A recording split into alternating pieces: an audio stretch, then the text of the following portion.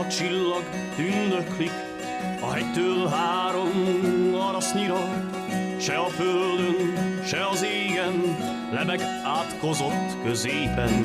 Piros sugarakat rezget, izzó haragjában reszket. Nézem ezt a bús csillagot, érzem ezt a búbánatot. Úgy születtem, mint e csillag, se polgárnak, se parasztnak.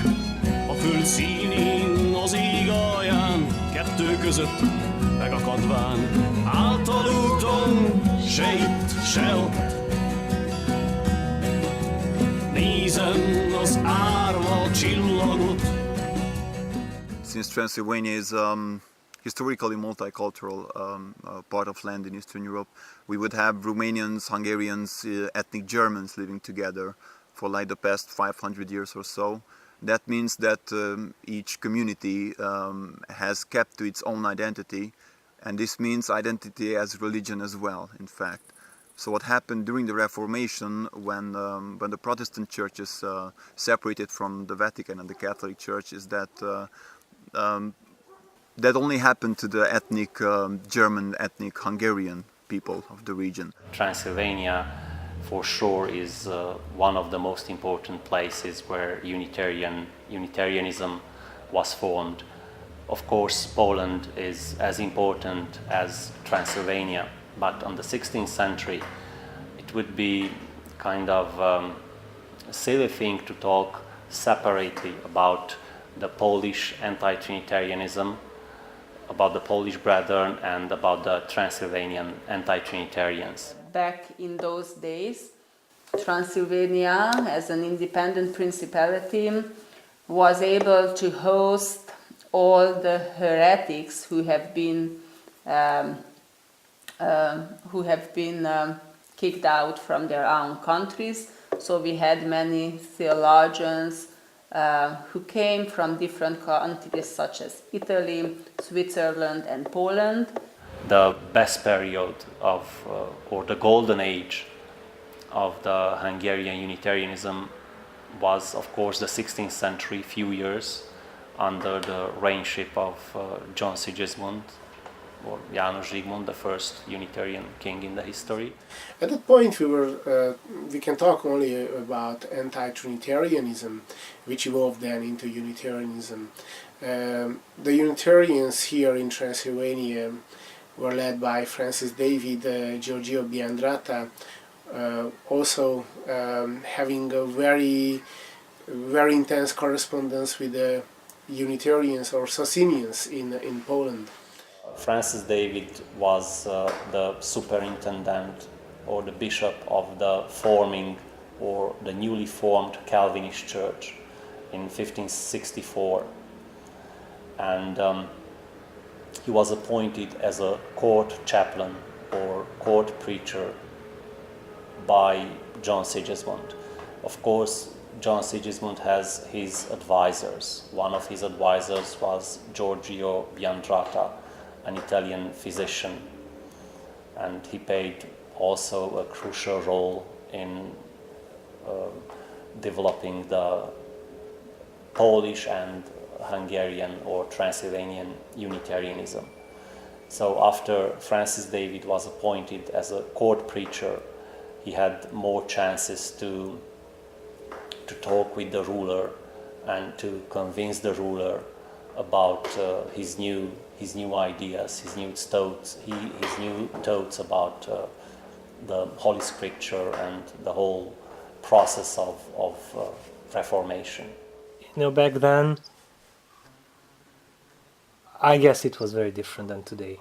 So, like, if they liked what the priest was preaching, and he was, you know, labeled as Lutheran, so what, you know?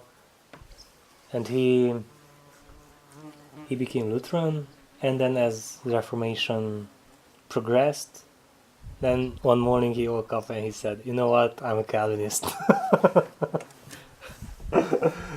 And then guess what, there was one morning when he woke up and said, you know what, I think I'm Unitarian. Due to him, the Hungarian movement was able to organize itself in churches.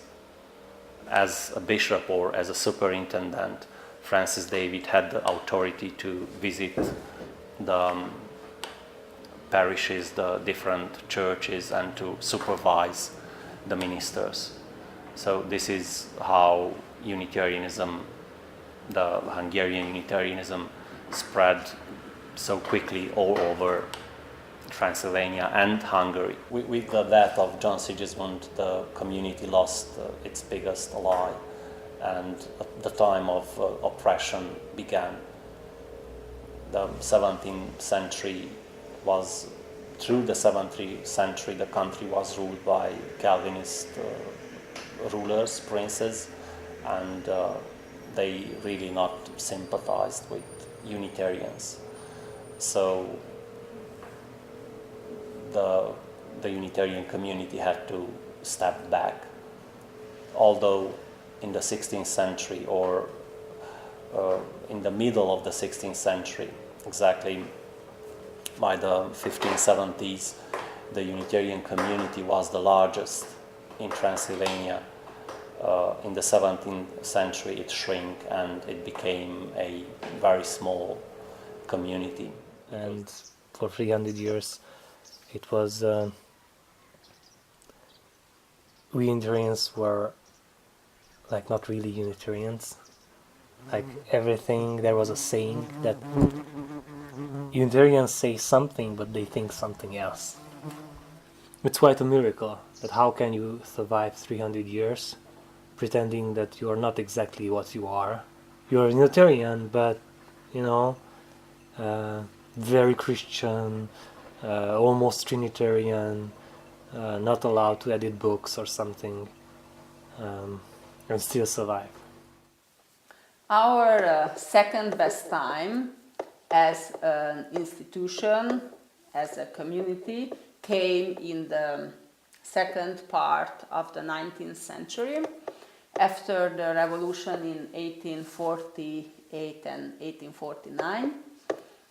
Then again, it was free for us to build churches, to establish new congregations, and in a religious language to do some missionary work among the others.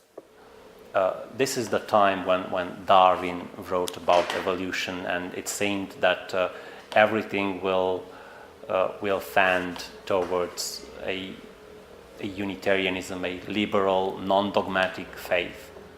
After those happy decades in the second part of the 19th century, then the 20th century came, and the First World War, and the year of 1918, when Transylvania became part of Romania, and again our hardship started again. After a few years, the Unitarians found again their mission. They organized all kinds of association, printed newspapers, and started to act again in the society, although this society was mainly a Romanian one. I mean, it was under a Romanian occupation. After the Second World War, the community had to face, I think, the worst period in its life. That was the communist era. During communism, first of all, what happened is that the lands of the church were taken, all the assets, the forest, some of the buildings too, all the schools were taken. So basically the church, the Transylvanian Unitarian Church, remained without any income. All the endowments were nationalized, and even the church attendance was restricted. It was a very, very, very harsh period. The church had to step out of all the social activities that it was carrying before that. It was active before that because everything else was taken over by the state. Education, social activities and everything else. Actually, they try to weaken the power of the church, and they wanted to show that religion is not good. Actually, it's harmful for the people. Az volt, hogy nem volt élelem. There was no food. Nem volt sajtószabadság. There was, free speech. They couldn't afford that to Tehát speak freely. úgy az írott sajtó, mint a televízió, rádió. Tehát TV or something, no. It was... Főleg a falusi ember, aki mezőgazdaságban dolgozott, az majdnem ingyen dolgozott. People who worked in agriculture, like in the village, their work was like almost for free. So their wages was so small. They worked almost for free. Addig édesapámot kétszer bezárták, és nagyapámot pedig addig verték, amíg belehalt. So his grandfather to join the state-owned the state-owned farm, this farming system. His grandfather was beaten, and he actually died from the beatings. And his father was in jail 2 times. I'm quite lucky. I lived just 20 years under this communist era, mostly my childhood, which was very happy. As a child, I really did not felt that kind of oppression, but as a teenager, I already started to feel that something is not going well in this country. So I had to shut all the time my mouth. The rule was in our family that whatever you hear inside the house, it goes into ears but would not come out to your mouth. Tehát végül is az egyház annyit csinált, hogy a magyarságot összefogta valamennyire, hogy mégis volt egy hova tartozásod. The role of the church was basically to maintain the Hungarian identity, so that there was a place where you can preserve your identity. I'm sure that if this communist period would not collapse in 1889, I would not live here. I would go and live somewhere else.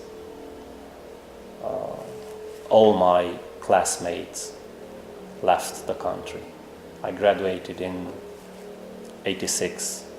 We were 15 boys and 3 girls. And right now I have 1 classmate in this country.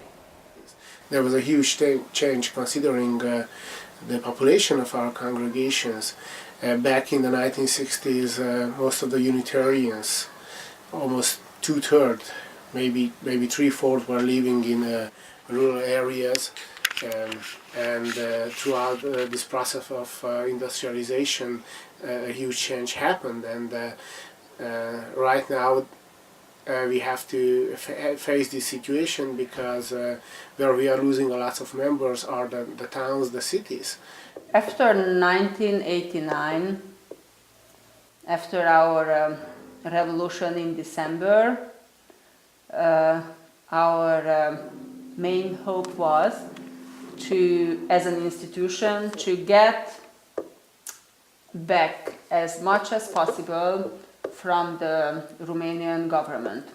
The whole history of Unitarianism is about little flourishing and then a long period of oppression, and again a little blossoming and a longer period of oppression.